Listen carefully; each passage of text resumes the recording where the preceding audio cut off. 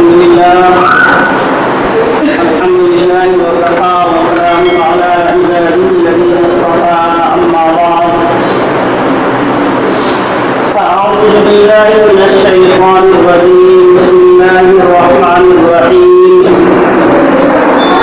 ومن يخرج من بيته مهاجرا إلى الله ورسوله ثم يدركه الموت فقد وقع أجره على الله وكان الله غفورا رحيما صدق الله العظيم. محترم حضرات، ہم اور آپ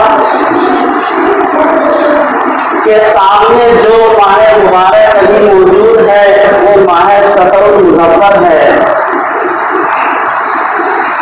اس ماہ مبارک کے اندر، ماہ صفر المظفر کے اندر تاریخ کا ایک بہت ہی بڑا واقعہ سامنے آیا ہے، اور وہ یہ ہے کہ ہم سب کے آقا آمنہ کے لال عبداللہ کے لب جگر عبدالمطلب کے نور نظر جناب محمد رسول اللہ صلی اللہ علیہ وسلم نے اسی ماہ مبارک کے آخر عشرے میں مکہ سے مدینہ کی طرف ہجرت فرمایا. ہجرت ڈکشنری کے اندر میں، لغت کے اندر میں ہجرت کہتے ہیں چھوڑنے کو. ہجرت کے معنی آتا ہے چھوڑنے کو، لیکن شریعت کی اصطلاح میں ہجرت اسے کہا جاتا ہے کہ انسان اسلامی تعلیمات اور اسلامی شعائر کے اوپر عمل کرنے کے لیے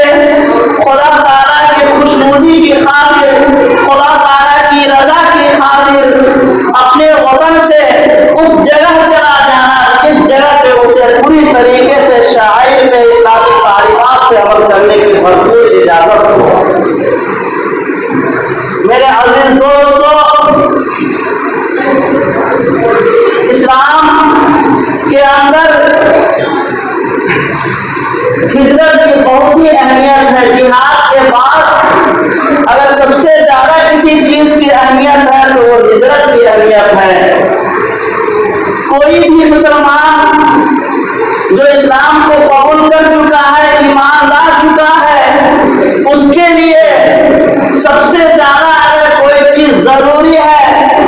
تو وہ اس کے لیے اسلام کو عمل کرنا ہے، اسلامی اصول و قواعد کے مطابق زندگی گزارنا ہے،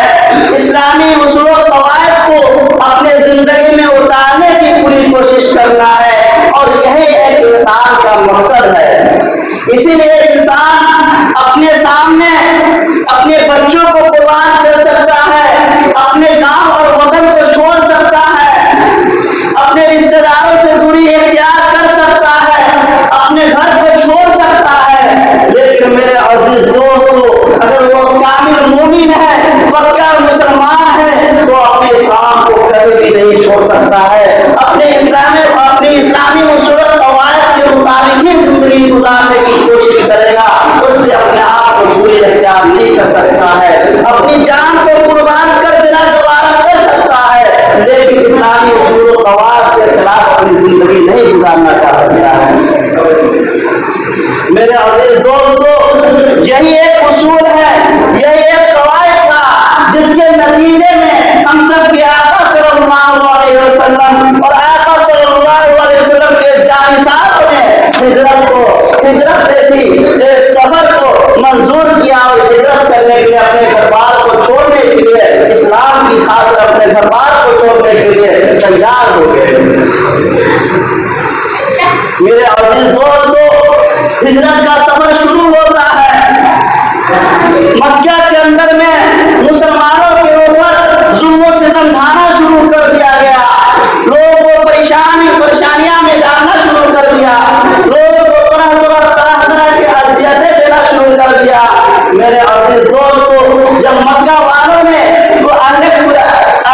کفار و مشرکین نے جب اسلام کے ماننے والوں کے ساتھ ظلم و ستم ڈھانا شروع کیا، پریشان کرنا شروع کیا، تو آقا صلی اللہ علیہ وسلم نے اپنے اصحاب کو ہجرت کا حکم فرمایا کہ اپنی اس کے ساتھ اس طریقے سے صحابہ کرام رضی اللہ تعالیٰ عنہ نے آقا صلی اللہ علیہ وسلم کی باتوں کو فوراً مانا اور مانتے ہوئے ہجرت کا سفر شروع کر دیا۔ سب سے پہلے ہجرت کرنے والے حضرت ابو سلمہ رضی اللہ تعالیٰ عنہ ہے، جنہوں نے ہجرت کا سفر شروع کیا، ہجرت کی تیاری شروع کر دیا، اپنے بچوں کو تیار کیا، اپنی بیوی کو تیار کیا اور ہجرت کے لیے روانہ ہو گئے۔ میرے عزیز دوستو، جب ہجرت کے لیے نکل گئے، راستے کے اندر میں حضرت ابو سلمہ رضی اللہ تعالیٰ عنہ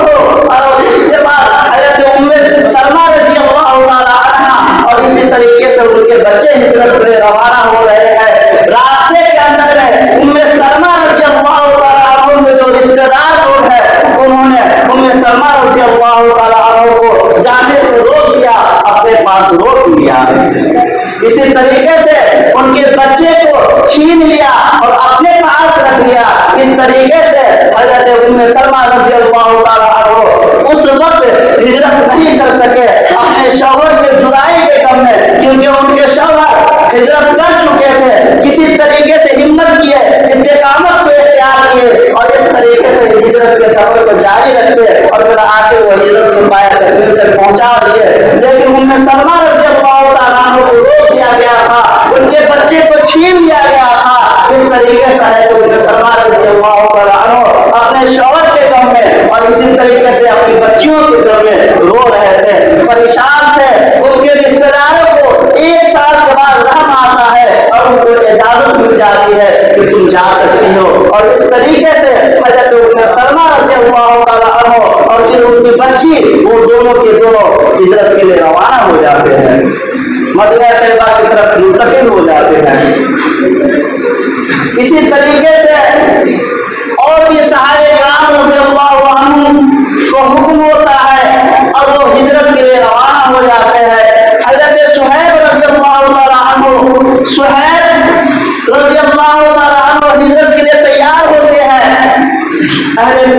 کفار مشرکین حضرت صہیب رضی اللہ تعالیٰ عنہ کو روک دیتا ہے اور کہتا ہے کہ آپ جب اس مکہ کے اندر آئے تھے، آپ کس حالت میں آئے تھے؟ کہ آپ تندرست تھے، آپ پریشان حالت تھے، آپ کے پاس ذرہ برابر مال و دولت نہیں تھا، آج آپ کے پاس مال و دولت ہے، آپ اس حالت میں ہجرت نہیں کر سکتے ہیں۔ میرے عزیز دوستو، حضرت صہیب رضی اللہ عنہ کہتے ہیں کہ اگر تم لوگوں کو اس مال و دولت کی ضرورت ہے، تم لوگوں کی یہ خواہش ہے کہ میں اس مال و دولت کو یہیں چھوڑ کر کے ہجرت کروں تو میں اس کے لیے تیار ہوں، تم میرا پورا مال دے دو لیکن مجھے ہجرت کرنے کی اجازت دے دو۔ اور اس طریقے سے حضرت صہیب رضی اللہ تعالیٰ عنہ اپنا سارا مال ان لوگوں کے حوالے کر دیتے ہیں اور ہجرت کے لیے روانہ ہو جاتے ہیں۔ معلوم یہ چلا کہ اپنے شریعت کے اوپر عمل کرنے کے لیے، شریعت اسلام کے اوپر عمل کرنے کے لیے، اسلامی تعلیمات کے اوپر کرنے کے لیے سب سے زیادہ اگر ضروری ہے تو وہ اسلام کی حفاظت ہے۔ اس کے لیے انسان اپنے مال کبھی قربان کرنے کی ضرورت پڑے تو قربان کر سکتا ہے، لیکن اپنے ایمان کا سودا نہیں کر سکتا ہے، اپنے اسلامی اصول و قواعد کے خلاف زندگی نہیں گزار سکتا ہے۔ اس کے بعد حضرت عیاش رضی اللہ تعالیٰ عنہ اور حضرت ہشام رضی اللہ تعالیٰ عنہ، انہوں نے بھی ہجرت کا ارادہ کیا۔ جب انہوں نے ارادہ کیا، کفار مشرکین کو پتہ لگا تو میرے عزیز دوستو، کفار مشرکین نے حضرت ہشام رضی اللہ تعالیٰ عنہ کے ہاتھوں میں زنجیر ڈال کر کے ان کو قید کر دیا، اور اس کے بعد حضرت عیاش رضی اللہ تعالیٰ عنہ ہجرت کے لیے روانہ ہو گئے۔ اسی طریقے سے وہ چلے گئے، مدینہ پہنچ چکے تھے۔ وہاں جا کر کے بھی ابو جہل وہاں پہنچتا ہے اور ان سے کہتا ہے کہ تمہاری امی کی ذرا ہی طبیعت خراب ہے، اس سے تم واپس چلو، یہاں مت رہو۔ اور اس طریقے سے حضرت ہشام رضی اللہ تعالیٰ عنہ وہاں سے واپس آتے اپنے امی کی دیدار کے لیے، لیکن جیسے ہی راستہ میں وہ آ رہے ہوتے ہیں ابو جہل ان کو تکلیف پہنچاتا ہے، ان کو پریشان کرتا ہے، کو بھی قید کر لیتا ہے۔ ہمارے آقا صلی اللہ علیہ وسلم فجر کی نماز میں قنوت نازلہ پڑھتے ہیں، دعا فرماتے ہیں، آپ کی دعا قبول ہوتی ہے، اور اس طریقے سے حضرت ہشام رضی اللہ تعالیٰ عنہ کو آزادی دی جاتی ہے۔ میرے عزیز دوستو، جب اہل مکہ کو یہ پتہ لگتا ہے کہ لوگ ہجرت کر کے مدینہ کی طرف جا رہے ہیں، مدینہ میں ان کی مقبولیت بڑھتی جا رہی ہے، ان کی آبادی بڑھتی جا رہی ہے، اب اسے اندیشہ ہو رہا ہے، اہل مکہ کو اندیشہ ہو رہا ہے، وہ خوف زدہ ہو رہے ہیں کہ کہیں ایسا نہ ہو کہ اہل مدینہ غالب آ جائے، وہ لوگ ہم سے بڑھ جائے اور وہ ہم پہ حملہ کر دے، حملہ آور ہو جائے، حملہ آور ہو کر کے ہم جو ہمارے اوپر غالب آ جائے اور ہم لوگ ان کے مغلوب ہو جائے۔ اس لیے اہل قریش یہ مشورہ کرتا ہے، میٹنگ کرتا ہے، دار الندوہ کے اندر آتا ہے، قصی بن کلاب کے گھر کو دار الندوہ کہا جاتا ہے، ندوہ کے اندر آتے ہیں، وہاں میٹنگ کرتے ہیں، مشورہ کرتے ہیں، مشورہ کے اندر مختلف طرح کی باتیں آتی ہے، وہاں شیطان بھی حاضر ہوتا ہے، بڑے پیر اور بزرگ کی شکل میں شیطان بھی موجود ہوتا ہے، میٹنگ چل رہی ہوتی ہے، مختلف باتیں آتی ہے، بعض لوگوں کی طرف سے بات آتی ہے کہ آقا صلی اللہ علیہ وسلم جو دین اسلام کو پھیلا رہے ہیں، دین اسلام کی تبلیغ کر رہے ہیں، لوگوں کو اپنی طرف لا رہے ہیں، ان کو پریشان کیا جائے، ان کو ستایا جائے، ان کو جلا وطن کر دیا جائے، یہاں سے کوسوں دور ان کو بھیج دیا جائے۔ میرے عزیز دوستو، جب یہ مشورہ آتا ہے، میٹنگ کا زمین جب یہ بات آتی ہے، تو اہل قریش میں سے اہل قریش کے درمیان جو شیطان بڑے بزرگ کے شکل میں بیٹھا ہوا تھا، وہ شیطان کہتا ہے کہ دیکھو جلا وطن اگر تم کرتے ہو تو وہاں آقا صلی اللہ علیہ وسلم پہنچ کر کے وہاں بہت سارے لوگوں کو جوڑ لیں گے، کیونکہ آقا صلی اللہ علیہ وسلم کی زبان پیاری ہے، ان کی آواز پیاری ہے، لوگ ان کی باتوں کو سن کر کے ان کی طرف مائل ہو جاتے ہیں، ان کے اخلاق کو دیکھ کے ان کی طرف مائل ہو جاتے ہیں۔ اگر آپ ان کو جلا وطن کرتے ہیں، جہاں ان کو بھیجتے ہیں، وہاں کے لوگ آپ سے عقیدت پیدا کر لیں گے، محبت جما لیں گے، اور اس طریقے سے سب کے سب مل کر کے ممکن ہے کہ آپ کے اوپر حملہ کر دیں۔ اس طریقے سے اس بات کو رد کر دیا جاتا ہے۔ دوسری بات سامنے آتی ہے کہ آقا صلی اللہ علیہ وسلم کو قید کر دیا جائے، تا حیات ان کو قید کر دیا جائے۔ میرے عزیز دوستو، جب یہ بات سامنے آتی ہے، یہ مشورہ سامنے آتا ہے، پھر شیطان کہتا ہے کہ ارے یہ بات کامیاب نہیں ہے، اس لیے کامیاب نہیں ہے کہ آقا صلی اللہ علیہ وسلم سے محبت کرنے والے لاکھوں نہیں بلکہ کروڑوں لوگ ہیں، بہت سارے لوگ ان سے عقیدت رکھتے ہیں، بہت سارے لوگ ان کو چاہتے ہیں، اگر آپ ان کو قید کرتے ہیں، اگر آپ ان کو قید کر کے رکھتے ہیں، ان کے محبت کرنے والے، ان کو چاہنے والے اپنی جان کی پرواہ کیے بغیر جہاد کے لیے نکل پڑیں گے، آپ سے لڑائی کے لیے نکل پڑیں گے، اور کسی طریقے سے وہ اپنے آقا صلی اللہ علیہ وسلم کو آزاد کرا لیں گے، اور اس طریقے سے پھر آقا صلی اللہ علیہ وسلم کا دین غالب آ جائے گا اور آپ سب کے سب مغلوب ہو جائیں گے۔ میرے عزیز دوستو، اس دار الندوہ کے اندر اس بات کو بھی رد کر دیا جاتا ہے۔ پھر ابو جہل کی طرف سے ایک مشورہ آتا ہے کہ کیوں نہ ایسا ہو کہ آقا صلی اللہ علیہ وسلم کو نعوذ باللہ قتل کر دیا جائے۔ جب یہ مشورہ آتا ہے، وہ شیطان جو بڑے بزرگ کی شکل میں بیٹھا ہوا تھا، وہ دار التحسین سے نوازتا ہے، خوش ہوتا ہے اور کہتا ہے کہ ہاں یہی مشورہ بہتر ہے اور یہی بات بہتر ہے کہ آقا صلی اللہ علیہ وسلم جو دین اسلام کی تبلیغ کر رہے ہیں، دین اسلام کو پھیلا رہے ہیں، ایک خدا کی دعوت دینے میں لگے ہوئے ہیں، ان کو قتل کر دیا جائے تاکہ لوگ ان کی طرف محبت کرنے والے نہ ہو، اور اس طریقے سے ہم سب کے سب غالب ہی رہیں گے۔ میرے عزیز دوستو، یہ بات طے ہو جاتی ہے، لوگوں کی طرف سے یہ پلاننگ ہوتی ہے کہ آقا صلی اللہ علیہ وسلم کو کس طریقے سے قتل کیا جائے۔ نعوذ باللہ، میرے عزیز دوستو، پلاننگ جب ہوتی ہے اس طریقے سے ہوتی ہے کہ اگر ایک آدمی قتل کرتا ہے تو وہاں پہ کوئی دقت ہے، اس کے بدلے دوسرے کو ان کو بھی قتل کر دیا جائے گا، لیکن تمام قبیلے والوں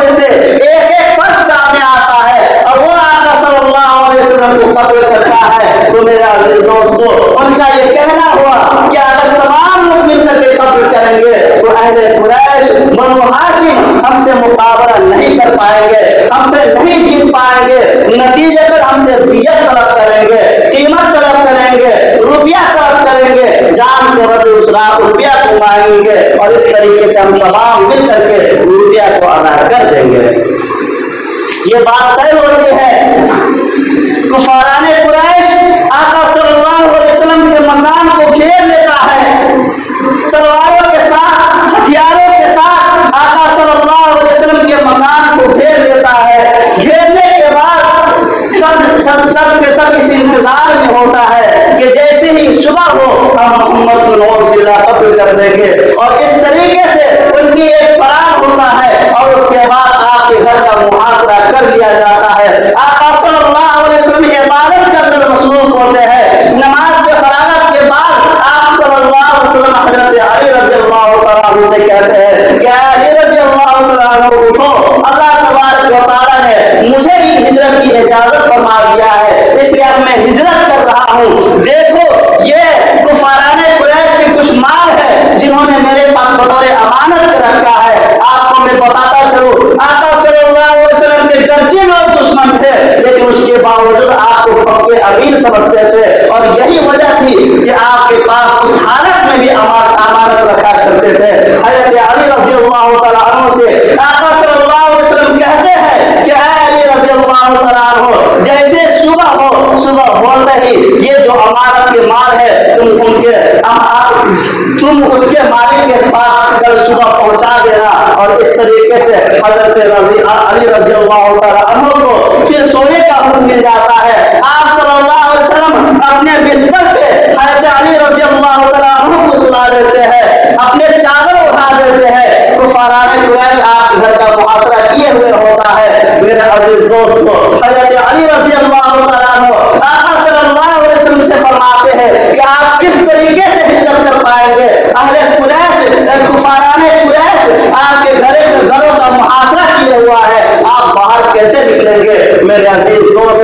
आका सल्लल्लाहु अलैहि वसल्लम फरमाते हैं कि अल्लाह तबारक व तआला रास्ता निकालने वाला है, अल्लाह तबारक व तआला हमारे साथ है, इसलिए वही मेरी रहनुमाई फरमाएगा। और इस तरीके से आका सल्लल्लाहु अलैहि वसल्लम अपने हाथ में कुछ मिट्टी लेते हैं और मिट्टी को इस तरीके से फेंकते हैं। फेंकते ही एक आंधी आती है और तमाम लोग चकरा जाते हैं, और इस तरीके से आनंद फानन में हमारे आका सल्लल्लाहु अलैहि वसल्लम करते हैं।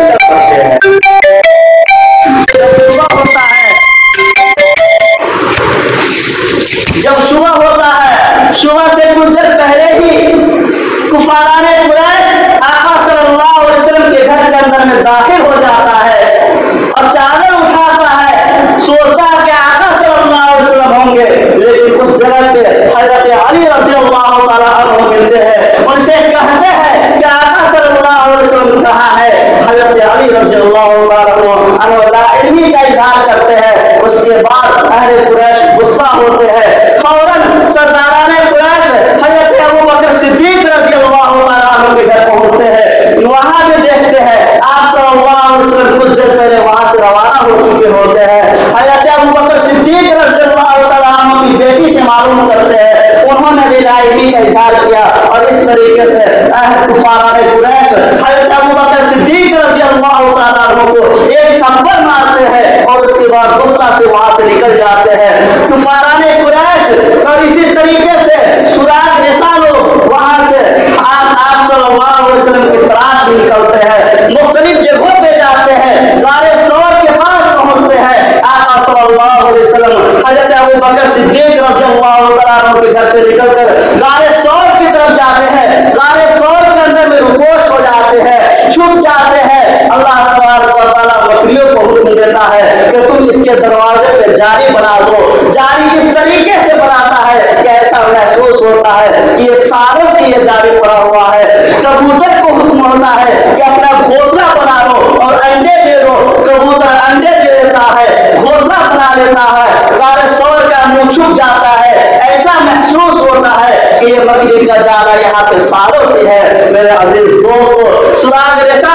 वहां पहुंचता है, उस जगह को देखता है, आवाज लगाता है कि आका सल्लल्लाहु अलैहि वसल्लम मिल गए। अहले कुरैश सरदाराने कुरैश वहां पहुंचते हैं, सरदाराने मक्का उस जगह पहुंचते हैं, देखते हैं तो बकरी का जाला नजर आता है। सुराग रेसा के ऊपर गुस्सा होते हैं कि अरे यहाँ पे आप सल्लल्लाहु अलैहि वसल्लम कैसे छुप सकते हैं। جبکہ یہاں پہ تو مکڑی کا جالا سالوں سے پڑا ہوا ہے، کبوتر گھونسلہ لگا چکا ہے، یہاں پہ آقا صلی اللہ علیہ وسلم کہاں ہوں گے؟ غصہ کے مارے وہاں سے نکل پڑتا ہے، وہاں سے کہیں اور چلا جاتا ہے۔ آپ صلی اللہ علیہ وسلم غار ثور سے 3 دن کے بعد نکلتے ہیں، پھر ہجرت کے لیے روانہ ہو جاتے ہیں، جا رہے ہوتے ہیں۔ ادھر سردارہ نے قریش کی ناکامی کر دیتی ہے، وہ عمومی طور پہ اعلان کر دیتا ہے کہ جو شخص بھی محمد صلی اللہ علیہ وسلم کو پکڑ کر کے لائے گا، زندہ حالت میں لائے گا، ان کو 100 اونٹ سے نوازا جائے گا۔ اور کس طریقے سے عمومی اعلان ہوتا ہے، سراقہ بن مالک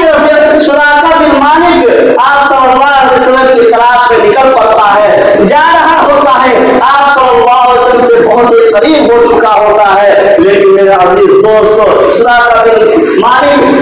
کے جو سواری تھا وہ سواری گر پڑتا ہے، اور اس طریقے سے سراقہ بن مالک بھی گر پڑتے ہیں۔ اسی طریقے سے پھر اپنے سواری کو دوڑاتے ہیں، پھر ان کا سواری ناکام ہوتا ہے، اور اس طریقے سے آپ صلی اللہ علیہ وسلم تک پہنچنے سے سراقہ بن مالک پیچھے ہٹ جاتے ہیں۔ میرے عزیز دوستو بعد میں آ کر کے سراقہ بن مالک رضی اللہ تعالیٰ عنہ مشرف با اسلام بھی ہو جاتے ہیں، آپ صلی اللہ علیہ وسلم کے اوپر ایمان بھی لے آتے ہیں۔ آقا صلی اللہ علیہ وسلم ہجرت کا سفر جاری رکھتے ہیں، قبا پہنچتے ہیں۔ قبا پہنچنے سے پہلے مکہ کی گلیوں میں نعرہ بلند ہو رہا ہوتا ہے، نعرہ تکبیر کی آوازیں بلند ہو رہی ہوتی ہے، بچے خوشیاں منا رہے ہوتے ہیں، بوڑھے خوشیاں منا رہے ہوتے ہیں، اہل مدینہ تمام کے تمام خوشیاں منا رہے ہوتے ہیں۔ صبح سے ہی آپ صلی اللہ علیہ وسلم کے انتظار میں ہوتے ہیں کہ ہمارے آقا صلی اللہ علیہ وسلم تشریف لا رہے ہیں، آج ان کی زیارت کا موقع ملے گا۔ آپ صلی اللہ علیہ وسلم نہیں پہنچتے ہیں، لیٹ ہوتا ہے، اہل مدینہ واپس آتے ہیں، اگلے دن پھر پہنچتے ہیں۔ ایک یہودی کہتا ہے کہ جس عظیم شخصیت کے انتظار میں تم ہو، جس عظیم شخصیت کے انتظار میں تم خوشیاں منا رہے ہو، ان کی تشریف آوری ہو چکی ہے، وہ قبا میں تشریف لا چکے ہیں۔ اور اس طریقے سے اہل مدینہ خوشی کے مارے جھوم اٹھے، اور قبا جا کر کے آپ صلی اللہ علیہ وسلم سے ملاقات فرمایا، آپ صلی اللہ علیہ وسلم کی زیارت کیا۔ آقا صلی اللہ علیہ وسلم قبا کے اندر کچھ دنوں تک رہے، وہاں ایک مسجد بھی بنایا، مسجد بنانے کے بعد پھر وہاں سے مدینہ کی طرف آئے، مدینہ میں آ کر کے وہی قیام فرمایا۔ جس وقت مدینہ کے اندر پوری طریقے سے داخل ہو گئے، مدینہ کی کیفیت الگ تھی، مدینہ چمک اٹھا تھا، وہاں کے لوگ جھوم اٹھے تھے، تمام کے تمام خوشیاں منا رہے تھے۔ اور اس طریقے سے ہمارے آقا صلی اللہ علیہ وسلم کی ہجرت کا سفر مکمل ہوتا ہے۔ مکہ، وہ مکہ جو آپ کا آبائی وطن تھا، وہ مکہ جہاں ہماروں کی تجلیات نازل ہوا کرتی تھی، وہ مکہ جو آپ کے جانثاروں کا وطن تھا، اس وطن کو چھوڑ کے ہمیں آقا صلی اللہ علیہ وسلم دین کی حفاظت کے لیے، دین کی بلندی کے لیے، دین کی شعائر کو بلند کرنے کے لیے مکہ سے اپنے گھر کو چھوڑ کر کے، اپنے رشتہ دار کو چھوڑ کر کے، اپنے جاننے اور پہچاننے والوں کو چھوڑ کر کے، اسی طریقے سے آپ کے جانثار اپنے رشتہ دار کو چھوڑ کر کے، اپنے گھر بار کو چھوڑ کر کے مدینہ کی طرف تشریف لے آتے ہیں۔ میرے عزیز دوستو معلوم یہ چلا کہ ایک مسلمان کے لیے، ایک اسلام کے ماننے والوں کے لیے سب سے بہتر اگر کوئی چیز ہے تو اس کا اسلام کے اوپر قائم رہنا، اس کو اسلام کے اوپر قائم رہنا، اور اس کے اپنے اسلام کی حفاظت کرنا۔ اپنے اسلام کی حفاظت کے لیے اگر ایک انسان کو، ایک مسلمان کو، آپ صلی اللہ علیہ وسلم کو ماننے والوں کو اگر جان دینے کی ضرورت پڑے تو اپنے جان کو قربان کر دینا چاہیے، مال دینے کی ضرورت پڑے مال کو قربان کر دینا چاہیے، اولاد دینے کی ضرورت پڑے جیسا کہ حضرت ابراہیم علیہ السلام نے اپنے اولاد کو اسلام کے خاطر قربان کرنے کے لیے تیار ہو گیا۔ اسی طریقے سے جس چیز کی ضرورت ہے اسلام کی حفاظت کرے، ان چیزوں کو اللہ کے راستے میں قربان کرنے کے لیے ہمیں ہر وقت تیار ہے۔ اللہ تبارک و تعالی ہم سب کو کہنے سننے سے زیادہ عمل کرنے کی توفیق عطا فرمائے، ہم سب کو آقا صلی اللہ علیہ وسلم کی سچا عاشق بنائے، آمین ثم آمین۔